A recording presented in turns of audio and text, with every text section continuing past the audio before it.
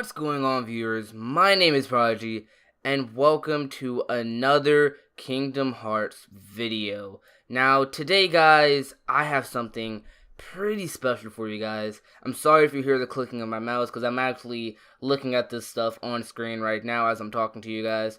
But today, guys, I am going to be giving you guys my thoughts and opinions on the Kingdom Hearts Key finale.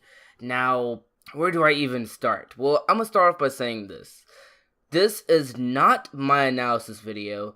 As you could probably figure, I decided to postpone my analysis till after Monday, until after the secret episode for Key comes out, because, I just decided that it would be better to cover everything in one fell swoop and dissect everything and all that stuff. Now, today I won't be talking about everything, but today I will be talking about the things that interested me the most, things that, come to my head the fastest, I guess you could say.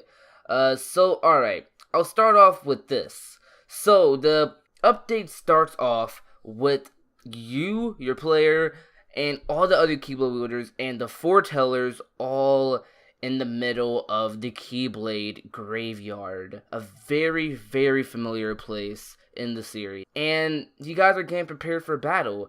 And it's just kind of sad when you think about it, that all these Keyblade wielders who you were once friends with at one point are now becoming your enemies in the heat of battle. And it's just sad to think about it. So after that, it then flashes back to a scene that is very familiar with Luxu and Ava along with Gulub. So let's start off with the Luxu and Ava scene. Okay, so Luxu and Ava are both talking about the traitor. Ava asks what's written on the lost page, and Ava asks Luxu if he is the traitor. Luxu then summons his Keyblade, and then it switches to a scene with Gula, scold Kirti and your player, where Gula then, I guess you can say, continues the scene in a way by reading a page from the Book of Prophecies about the traitor. Unable to permit disharmony, you will be disappointed by fate and lose sight of true strength. Misreading the truth, you will venture forth in secrecy. Now, I'm going to dissect that a lot more in my analysis, because there's a lot of things that could mean, but we do know that is about the traitor. Okay, so it then switches back to the Ava and Luxu scene. And Luxu does say that it is about the traitor, like I just said, and then it switches back to the Gula scold Kirti and your player scene, and Gula reads another page from the Book of Prophecies. I am skimming through this a bit, so sorry if I leave some things out, but like I said, I will be covering everything that does, interest me, and things that I feel like I should talk about in this video. So, the other line from the Book of Prophecies that Gula says is, and then with that one strike, a bell will toll for the final battle, and the battle will begin at last, and the time shall be chosen. Then it switches back to the Luxu and Ava scene, where Ava attacks Luxu, and upon their clash, a ripple flows through Daybreak Town, causing the hand on the clock tower to move forward, sounding the bell. And yes, that is what Gula has just mentioned, that the final battle will begin at last, at that one strike, and when the bell is heard. So then it switches back to the scene with Gulub and Scold and Kirti and your player, and they hear the bell, and it's just like, Gula tells them all to go to the clock tower because there will likely be an assembly between each union. I'm guessing that this scene takes place after the scene with Gula, and where you and Kirti are going to the clock tower. So this scene is pretty freaking epic, because you run into Nightmare Kirti, and to sum it all up, one important thing that Nightmare Kirti said, Nightmare Kirti and Kirti said, is that if the player dies, then their Kirti will disappear.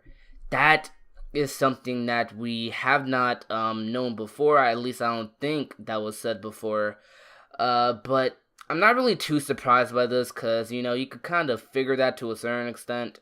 Because, Kirti is supposed to be the physical form of all of your dreams, as Nightmare Kirti is supposed to be the physical form of your nightmares. So basically, another thing Nightmare Kirti states, as long as dreams exist, there will always be nightmares, meaning that, of course, as long as Kirti exists, he will always exist, in a way.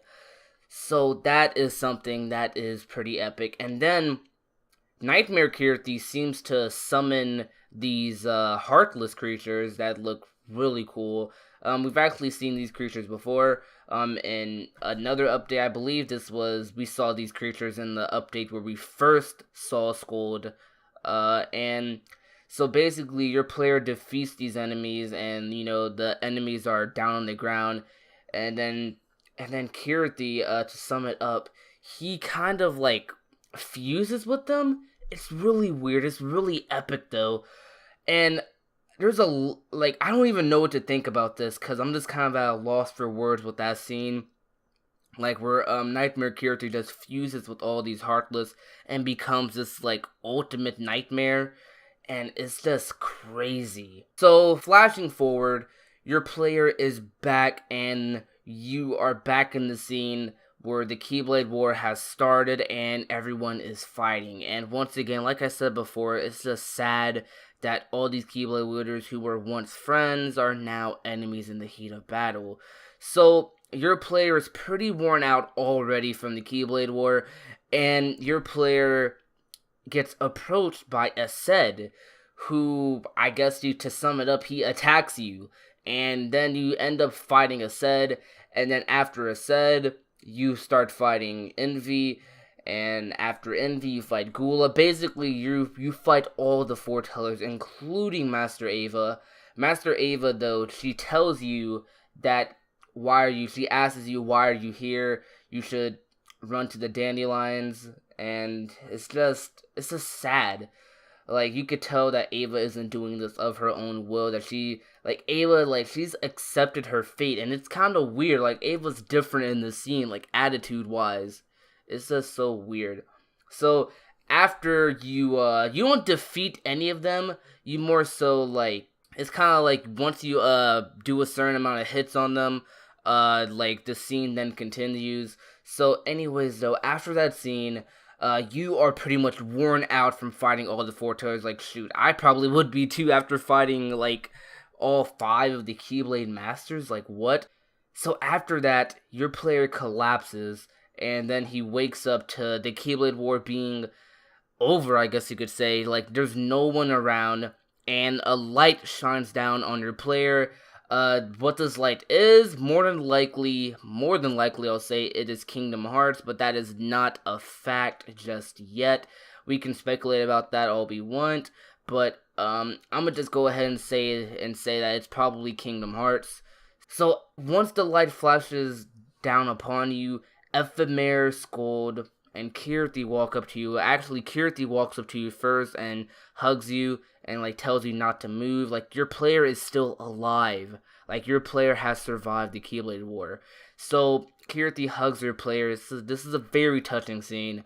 Then Scold and Ephemer both walk up to you, and it's just sad. Your player's crying, and Ephemer says, "Let's go together," holding out his hands. He says this.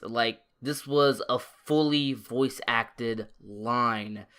And I was just oh my god, what a beautiful ending to a beautiful game. That's all I can say. And then, after that, after Ephemer says, "Let's go together," and after that scene, the credits roll. And it's so trippy because in the credits it's playing Cavern of Remembrance music, and it's just so weird. It's so trippy. Like I said, the pages of the Book of Prophecies that the credits show some of the pages from the Book of Prophecies, and it shows Sora's Keyblade, it shows Heartless, the Heartless logos, It just shows a whole bunch of stuff, but those are two things that I noticed specifically. It also shows Sora's crown on his necklace, which I found very interesting. I will dissect this scene. I will be sure to dissect this scene in the analysis. But after the credits, there are a couple more lines that are shown on the screen to finally end this off. The lines are, when you wake up, what kind of world will you find yourself in? Will the world reflected in your eyes be the world you wished for? The one who will decide that is you. Now that implies heavily that your player is still alive. Or maybe I shouldn't jump to conclusions, but that's what I think. Once again, like I said, this video is my thoughts. Nothing I say here is fact, and except for the scenes that I, of course, told you. But other than the scenes that I told you about, everything else I say after that is pretty much my opinion. Like right now, this is my opinion. So I'm gonna say this. This implies heavily that your character could be alive. Like you scored ephemer. It implies that that your character is actually like sleeping, kind of similar to how Sora was sleeping during Rechain of Memories, or during a good portion of Kingdom Hearts 2. And this is just crazy to think about. I don't want to discuss about this too much, as I don't really know what to say just yet, but I do have a lot of things like coming to mind on what this could possibly mean. So I will save all that for my analysis video.